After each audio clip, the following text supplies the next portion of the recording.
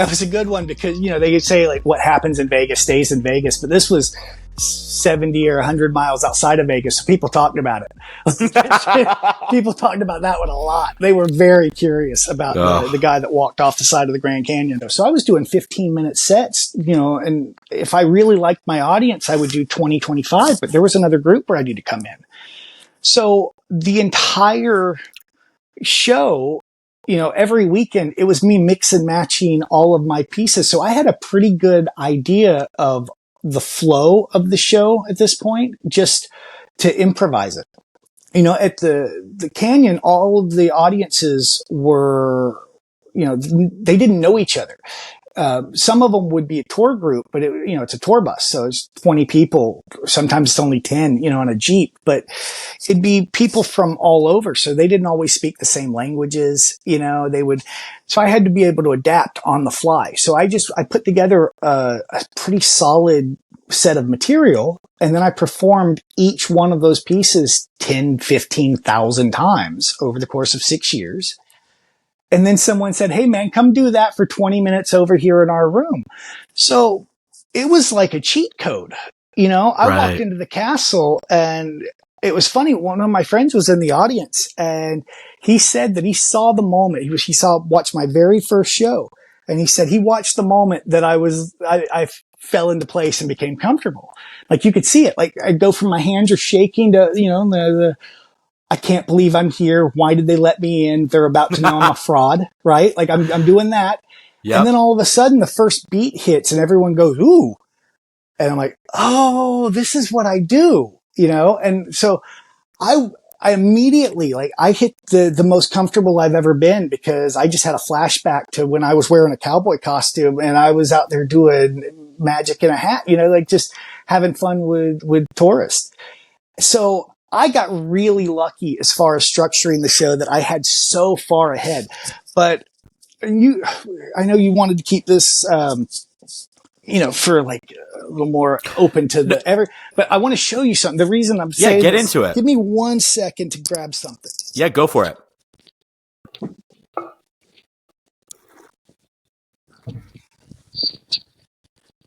Sorry, I wasn't planning to make this an object lesson, but no, I love it. You gave me a chance to show off something I never get to show off. Absolutely. I am, we were making jokes about our, the ADHD and earlier.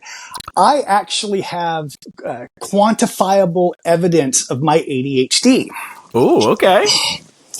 These are my magic notebooks. Wow. Okay. These are, I figured out back about 10 years ago, or 12 years ago now, that I really like composition notebooks. So because they're all the same size, I can get them anywhere. I can pick up as many as I need. They serve a lot of purposes. So each one of these, this is like 7. I've got 7 of them here. They're not all magic, right? But it's because I have to organize everything because otherwise I lose track of all of my ideas. This notebook was specifically put together for material that I was going to perform at the Grand Canyon shows. And it's evolved because I'm not doing that show anymore, right? It's just over halfway full, right? But one of the things in here is how I develop my show. And this is about to become an explosion of color that only happens because the 3M company only makes Post-it notes in certain colors, right? But I'm going to show you this monstrosity of how I develop my close-up show. So this is my stand-up set. This is how if I was trying to develop a stand-up set. So over the last 10 years, every time I start to work on a new piece, if it's a minimalism piece, it gets this color of Post-it. If it's a coin trick, it's got this one. If it's a card thing, it uses, I use different color pens. Like this is pure ADHD, just locked in. I am not going to be able to, right? Like I'm kind of proud of it. So good. That's so good. But at the same time, I also this one I think is commendable, but the close-up set was from the Grand Canyon. And so this is my close-up set. Holy, that is a Yeah. lot of Post-it notes. Right. And it's not stuff that I actively perform, but it's stuff that I have in the past, you know? So like I've scripted this material out. I've thought it through. I've at one point felt that it would fit into a show, right? It's my potential material. But all of that stuff, the reason I use the Post-it notes though, this is my psychopathy at play, really, you know? The reason I use the Post-it notes is that I can look at this and go, oh, well, I've got a chop cup routine that I want to do. Well, where do I want to do it? Do I want to open? Do I want to move? So I can sit here and move all of this around. And now I can just visualize because I've done all of these pieces so many times. So I can just imagine the last time I was on stage. And then I can go, oh, well, what if I jump from this one? Oh, I can't because that line conflicts. Right? Like, oh, I say this line in this trick and I can't because if I don't say that line here, I can't do this line later, right? There's no call. And all of that can be, so that's how I build the show is by having all of this stuff done 10 years ago. And then I just keep tweaking it every time. So anytime I'm bored, if I'm sitting down and I'm daydreaming, I'm looking at this list and going, oh, I shouldn't do those two because that's got a transposition in it. And so does that. Right. Oh, just okay. Yeah. Things like that. Right. Like whatever my criteria is, if I want everything to fit a theme, if I want everything to, you know, to be its own, whatever it is, if I've got that list, I can just immediately narrow it down. I used to do it on a dry erase board. I just got tired of writing, you know, so I've got 3 dry erase boards. They're just all over. Whenever I lived in Vegas, I had a wall down my hallway. It was, you know, 10, 12 feet long. And I bought dry erase cling film and taped it to the wall. I had a 12-foot long dry erase board. I wrote on it like it was something out of A Beautiful That's Mind. awesome. Only the stuff That's on awesome. it just was chaos. It wasn't like, it didn't make sense to anybody, but like I knew what it meant, you know? That would have been wild to walk in on and be like, yeah, I'm going to leave now. You know, that's why you just, oh, come this way, quick, you know. Ignore all this weird writing on the wall. Let me cover that part up because that's the part that's got the cool line in it I don't want you to know about, you know? Yeah, ignore the Elmsley Count line. We're good there. Where do you find material that you want to add to it? Do you go on magic websites? Do you find books that nobody else knows? Like, how do you find your stuff? So a lot of it again comes to that luck. I worked at the magic shop, and whenever I was there, I had to read the reviews and to see all the stuff. I would proofread, you know, I would check out all the new videos that came out. Like I just got to be a magic nerd, you know. Heck, I'm the salesman. I got to be able to talk about this stuff. So I did a lot of that. And then they would also, you know, I was full-time active duty Air Force. I didn't need money. So they just paid me in trade. They would just give me stuff, right? Oh, hell yeah. Yeah, you know, and because that's just going to work out. So like it just worked. It was, you know, so I have a book collection that is pretty, like I'm pretty happy with it. You know, the one thing that I do regret is that, you know, it was early 2000s, DVDs were real popular and those were real sexy, right? So you'd see all the ads, you got to get that one. So the videos would come out and we would stock up and then it would sit there and, you know, if somebody didn't buy it after a week or two, I would watch it again and go, oh man, I really like that one trick. Like, oh, there's a cool sleight here. I'm going to want to reference that one.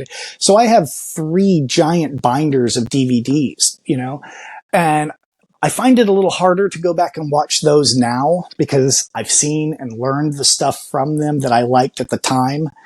And if I know there's something that I want to go and look up, it's easy for me to go and look it up. But it's not the same as it was, you know, 15 years ago where I just pull one out and put it in and hit play just to see. Just, you know, like now I'll pull my books out. Like now I'm a little more concentrated. I think part of it is that, you know, when you do it for a long time, you figure out what you like, and then you figure out which ones you're going to do.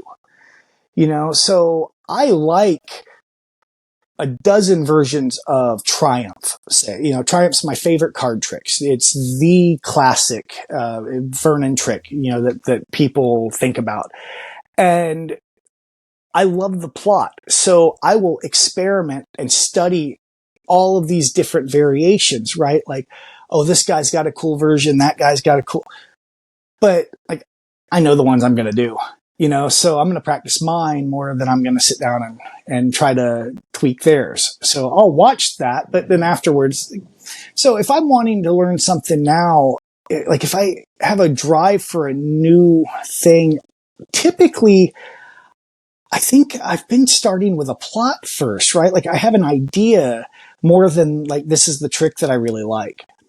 I that's what that notebook is like, these are the tricks that I like. I really like the needles out of the mouth, right? I did it on stage. I've done 3 or 4 versions of it, and I usually only do them once or twice. I would do like a run with a burlesque group back, however long ago, right? So I'm on stage and it's with this weird crew. I'm only going to do this twice, 3 times, right? And then it just goes back in the box. But then I learn a new version, or I see something cool, like Scott Alexander would put out something. Let me tweak that, right? Yeah. So, like, if I see something that I think is cool, then, that's like a version of something that I'm doing or if I'm researching. But it's kind of weird. Like, at this point, I think things just kind of jump at me. If it doesn't punch me in the face, it's something that, really appeals. I don't know that I go out of my way tracking them down from other people, and I think the last time I did that, there's a book from Ben Hart, who is, I'm not even sure where he's from. I think he's Irish, but I'm probably wrong. But I can't even recall the name of the book. But it's the best book I've read in a long time, and because none of the magic in it was like anything I had ever seen. And I'd realized that, a bunch of these, stuff's kind of similar. Like, I like this guy's version, but a lot of it comes down to like the tweaks that we make, right? We all personalize the stuff. And I read that one and thought, man, this guy kind of went in a different direction. Like, he started with a concept and then said, what can I do with this? And then, Rick Mao is, just an amazing performer. Rick Mao, actually, I don't talk about this guy. This guy's absolutely brilliant. He is he's a minimalist, but he doesn't like using the word minimalist. He just put out a new video with Penguin. That's what really the thing that I think people should look at. Just go watch the demo video if it appeals to you. It's worth picking up. It does. I cut my teeth on Penguin live lectures. Those are the greatest things I've ever owned in my life, because that's how I learn. I learn visually. Mm-hmm. Yeah. Johnny learned the egg bag from Charlie Miller, who learned the egg bag from Max Malini, who was one of the ballsiest magicians to ever live, right? Like, that was the guy that would go into someone else's house and spread the cards on their very, very nice, exquisite, whatever type of wooden tables. And then he would pull out a knife and start stabbing into the cards, into their amazing, whoever, the governor's table, the king's table, stabbing into it and coming up, and he's got the card and the knife. He's blindfolded. He can't see anything he's doing. Bam! Did I get one? No, you missed. You just stabbed a hole in the table. Oh, sorry, hold on. Bam! And he would do it again.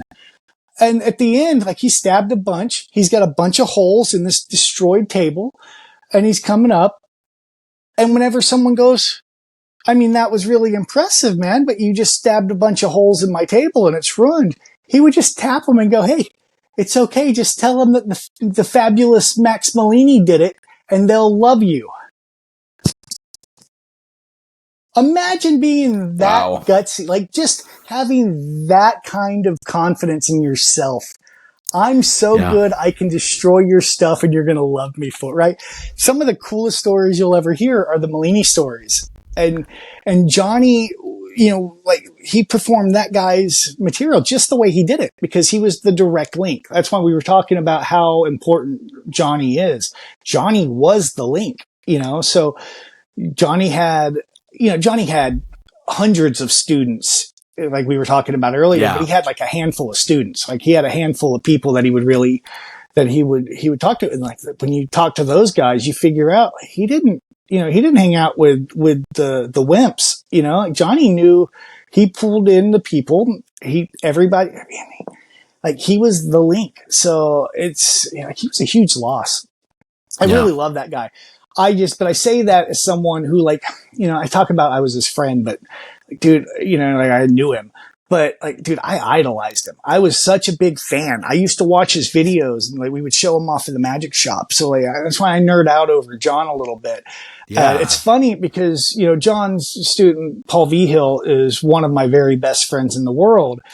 And like, it's one of those things like, did I become friends with this guy because he's the great magician or because he wanted to be able to hang out with Johnny? It can be both. It could be a little bit. Why pick? I just got really lucky because it would be, 2:00 in the morning and I'd get a random phone call like, hey man, you need to come over.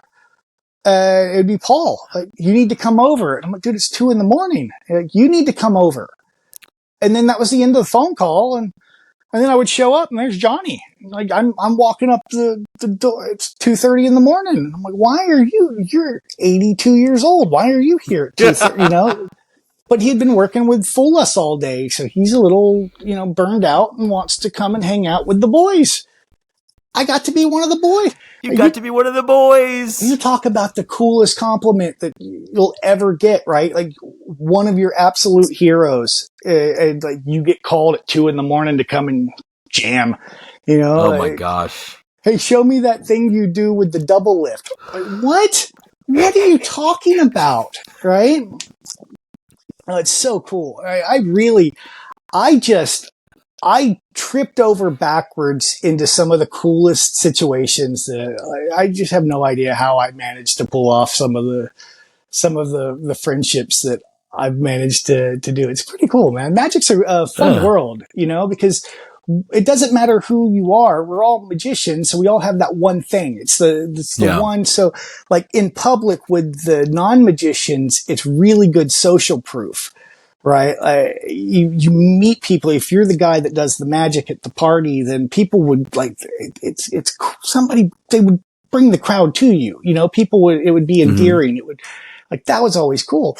But when you get us alone, even the celebrities are gonna, we're just magic geeks. We're just nerds. We just want to hey man, what's that thing you do with the cards? Whatever. So that's the beauty of magic is it's so good at connecting us with each other because we all know of situations like that where people like Johnny have existed. So we all want to be part of that next cycle. I think that's a big part of it. We all know that the information can only be passed if we hang out and we jam and we share it with each other. So we all end up wanting to jam and share it with each other, and magic might get a little cliquey from time to time. And like this group's over here and those guys are jerks and these guys are idiots and whatever. But like at the end of the day, we're all doing card tricks. So we deal with it. Right. Yeah. It's an incredibly niche, small group of people. And when I started a podcast, I said, hey, I want to talk to magicians. And he said, I'm an amateur magician. And so many people are like, yeah, I'll talk to you. I'll talk like people you would never expect to talk. Just want to say, I love talking about magic. I'll talk about magic anytime, anywhere. This is what I wanted to bring to the world so people see how cool this group of people are and how open and how interesting and how entertaining. I mean, there's nothing like live magic. From a performing standpoint, I've always compared it to like stand-up comedy because it's the same thing. It's just like we've got a prop in our hands and we're not always trying to tell a joke, but like it's the same thing. It's us, an audience, a microphone, and honesty. Right? We're lying, but we're being honest about it. So it's like, I've always seen it kind of that way. Whereas like with the guitar, man, you can watch somebody get on stage and when they start playing, they go to a different world. If you've ever seen, I got to see the heroes of rock or the gods of guitar or whatever they call those tours. I got to see one of those at the Hard Rock.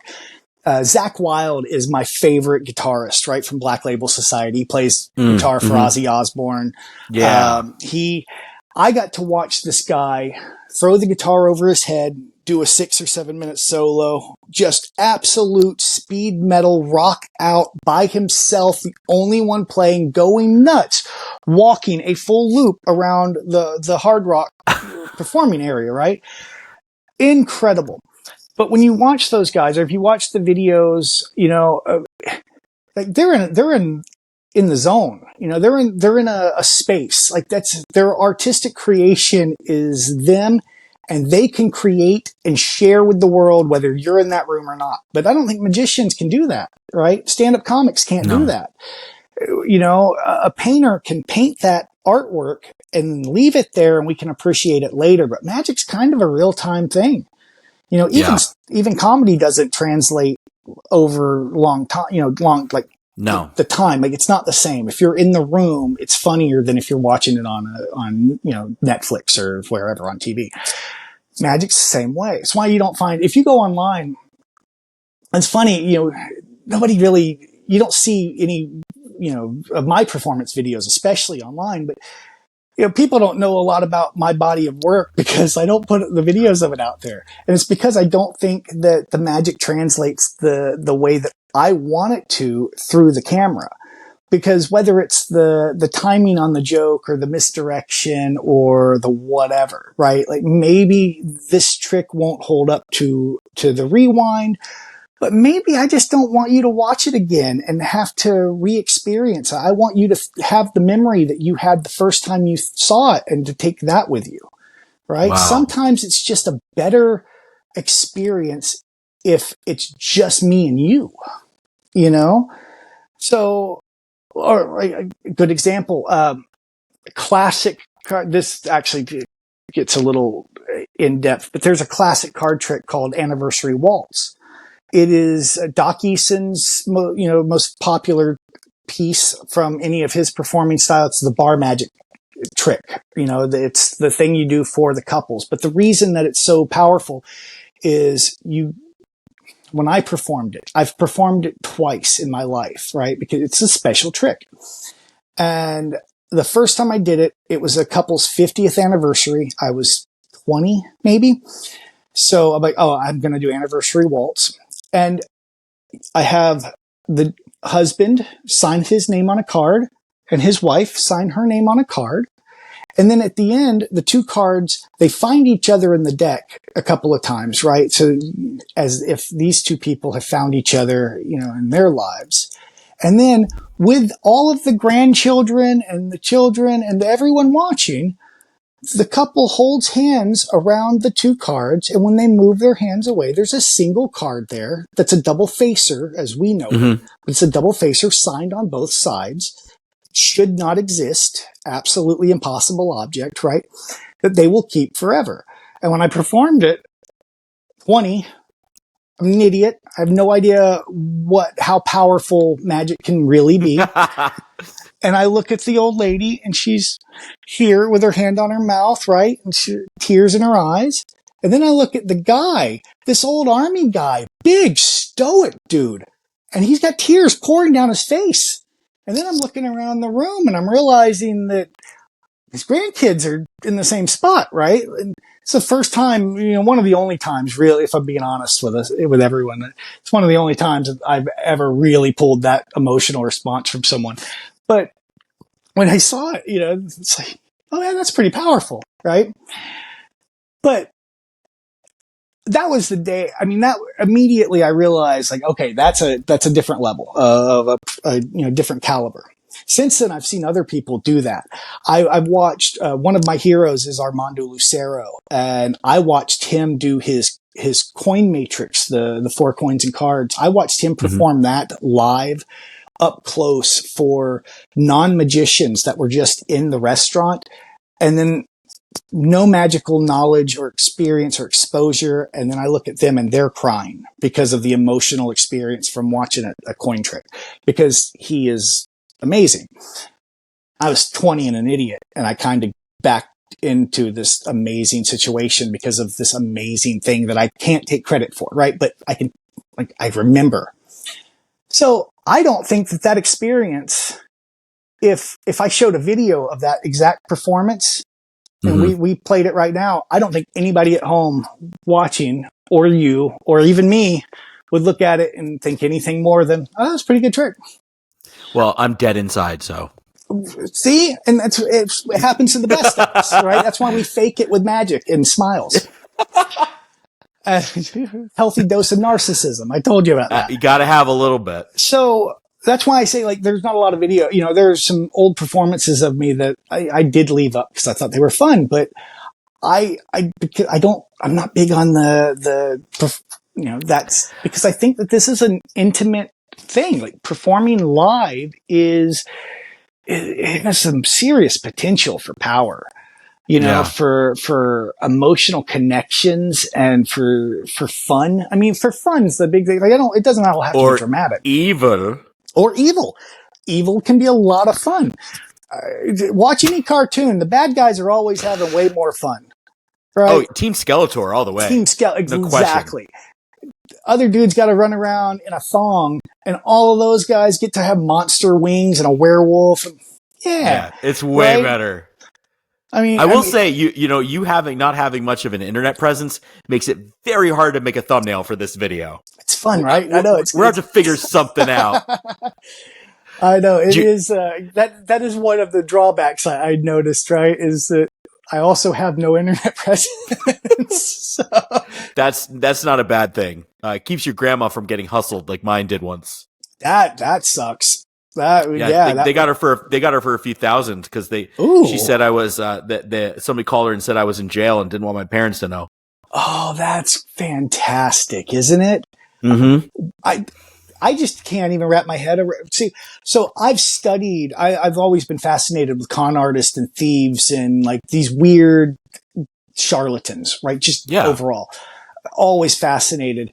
And when I read stories about people like that, and I see the videos, or on YouTube, one of my favorite channels are the people that they hack the hackers, the scammers. Oh, right? I love those. I love those guys. Yeah. And I can sit there because, again, I had that background in computer science, right? So like I have surface level knowledge at this point. I'm so far out of the loop, but I know enough to know how much fun those guys are having, you know, and I can sit there and appreciate what they're doing and what the scammers are trying to get away with. So I love watching those guys get taken down because I can't wrap my head around doing that to other people, right?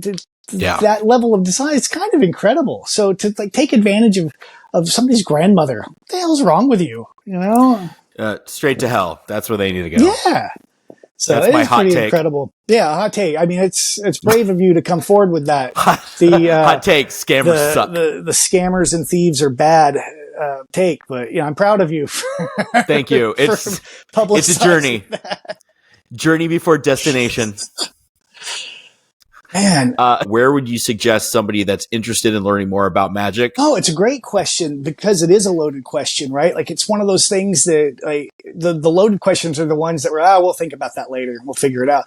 So I don't think a beginner should jump straight to, like the Vernon Secrets books, any of those. There's but I also think that we've hit a point where there are better resources in the Royal Road to Card Magic at this point. The Card College series, incredible. Some of the best written books on card magic, right? Even if you don't agree with some of the theory or you don't like this technique, whatever, the writing is spectacular, and like that's really, so I've learned that magic books are hard to write because magic is hard to do and writing is also hard to do. So you're like the Venn diagram of people who can do both is really, there's not much overlap, No. So you see some people who are really good at it though, right? Stephen Minch, Josh J. Yeah. Like, these are guys that like they are writers and they are magicians, so they can do both. Yeah. Joshua J. My first magic book, Joshua J. And believe it or not, The Magic of Micah Lasher. I have that one too. It's so good. It's actually Michael Lasher. Yeah. Is that a floppy? Like a yeah. Wait, now, I mean, man, 2025. Is there anything better than the Metal series, right? The Eric Jones videos that Illusionist put out. Because Eric's got the sexiest hands in coin magic. Like that guy does all of this amazing magic. He's a really good teacher. So if somebody was interested in coin magic, you just pick up that series and you're going to be able to, so if you want to pick up, you get interested in mentalism, you can skip past the 13 steps to mentalism for now and go back to that after you have some other ideas when you want to look at what the foundations were, right? Mm-hmm. We can skip's the wrong word. We can put some of this stuff into context, I think, right? Like, expert at the card table, a good example, right? Everybody loves expert at the card table. It's still, to this day, there are, like everybody, people would write books on it and try to figure out who wrote it because it's the ultimate mystery. Right. But the material in it, Di Vernon improved the stuff that needed to be improved. And then since Di Vernon, and Marlowe, we've had all of their students and their students and so now, I mean, you can read the expert at the card table, but you could also just go and buy Jason England teaching you how to do second deals, and he's going to teach you a better version than the one, right? So it's not like, I'm not saying none of the old stuff is worth it now. I'm saying that, like, we put it in context and we think, oh man, some of the stuff is, so there are some really good resources. There's just so many. I'm almost bitter about how many resources there are for people getting into magic. I guess now I have to sell my Bobo's coin magic book back. Bobo's is a great example because, so I worked at the Houdini's magic shops in Las Vegas, right? I was there for a few years. The ones I've been to those. They're great. They were a lot of fun for what they were designed for. They were touristy magic shops. We have Di Vernon material, right? So modern coin magic was, was the book forever until the Roth material was released, right? Because like I say, Roth kind of revolutionized what we were doing. Well, Houdini's, while I was there, they had produced, if you're familiar, he performs as the Shocker now, right? He wears a pro wrestling mask. Really funny dude. He's lost a lot of weight, so I can't he doesn't look like the overweight wrestler anymore like he used to. He lost a lot of weight. He's great shape and good performer. Really nice guy. It drives me nuts because he's another one of those dudes. It's like he deserved to do well and he did. And it drives me nuts. He doesn't. God, I hate it when people are successful at what they want to do. Yeah, when good people get what they deserve. No, so anyway, Greg was one of the managers at the magic shop. Well, he filmed the Royal Road to Card Magic DVDs for Houdini's, right? So at one point there was the Magic Makers videos, the Houdini's videos, and the L&L videos all competing on the market at the same time. Well, modern coin magic came up because the Magic Makers was in the process of doing modern coin magic, but Houdini's had their own publishing warehouse. So why wouldn't, it's capitalism. Why wouldn't you make your own, right? We can have our own, put our logo, do all this. So they asked me about it. And one of the reasons that we didn't end up doing it was because some of the material in the book, the first question he said is, can you do the stuff in the book? And I said, yeah. And he said, like, all of it? And I said, everything that needs to, deserves to be done in 20, whatever it was. Like, yeah. But like, there's a section in the book on cuffing, right? So like when pants had cuffs that like rolled cuffs at the bottom. Oh, okay. You can flick a coin down and it'll drop at an angle and it'll hit your leg and slide right into that bad boy like a Toppet or a Servant.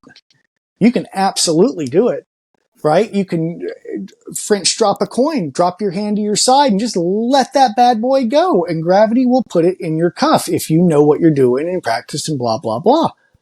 Who has cuffs on their pants? Right? The only people, I live in the South. I grew up in the South. The only people who had their pants rolled up like that were walking around in floodwater.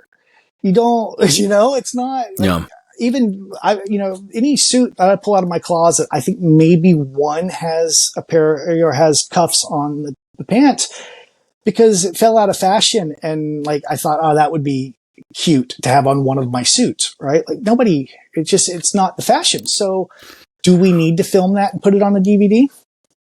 Right. So like the modern coin magic, the only thing is some of the material's a little dated, but man, you pull any one of the tricks out of the book and stuff's all solid. It's like there's some really good material, but it's one of those things that like you have to digest a 250 page book, and little by little. Does this read like it deserves to be studied? And then you just go and hit play, and you got Eric Jones going, all right, you're going to put it here. And then from here, you're going to do this and this and this.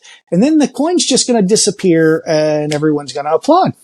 Right? Like, it's just that much easier to learn. So I think that it's the best time for people to learn. It's also kind of a rough time for people to learn magic because, you log on to Instagram and the first thing you see in your feed are people who want to show you how stuff works.